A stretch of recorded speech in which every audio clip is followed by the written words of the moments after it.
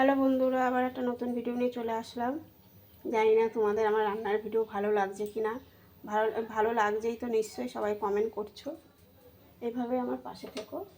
তাহলে দেখো, এই দেখো ফুলকপি রান্না করব আজকে। অত কিছু মানে দেখাবো না, কি কি দেবো সব একবারই দেখিয়ে দেবো, মানে রান্নার সময় দেখিয়ে দেবো। এখন দেখো ফুলকপিটা ভালো করে ধুয়ে ভালো করে ধুয়ে নিয়েছি। আলু নিয়েছি একখানা, এখানে টমেটো নিয়েছি, আদা লঙ্কা। এই দেখো ভেজে নেবো। হ্যাঁ, একবারে ফুলকপির তেলটা দিয়ে দিয়েছি। ফুলকপিটা ভেজে নিই, একটুখানি লবণ দিয়ে দিলাম, একটু ভেজে নিই ফুলকপিটা ভালো করে একটু। আর এরকম হলুদ দিয়ে দিলাম।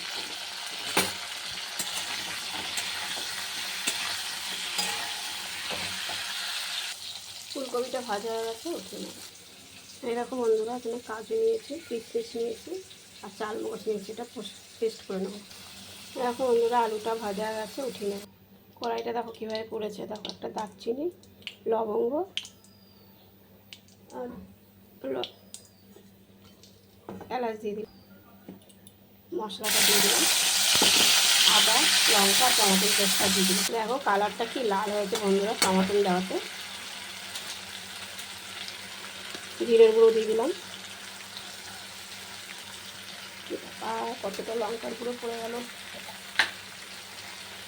লবণ দিয়ে দিলাম আর কাশ্মীর লঙ্কার গুঁড়ো দিয়ে দিলাম, হলুদ দিয়ে দিলাম, হালকা একটু জল দিয়ে দিলাম। মশলাটা হয়ে গেছে, কাজু কিশমিশ আর চালমগজ বাটাটা দিয়ে দিলাম পেস্টটা। এই দেখো বন্ধুরা, এটা হয়ে এসছে। ততক্ষণে আলুটা আর ফুলকপিটা দিয়ে দিই, এর মধ্যে কষাতে কষাতে এটাও হালকা সিদ্ধ হয়ে যাবে। এরপর ফুলকপিটা আলুটা দিয়ে দিলাম, এটা কষাতে কষাতে ওইটাও সিদ্ধ হয়ে যাবে।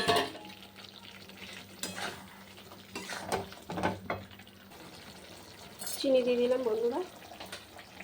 তরকারিটা কষানোটা হয়ে এসছে।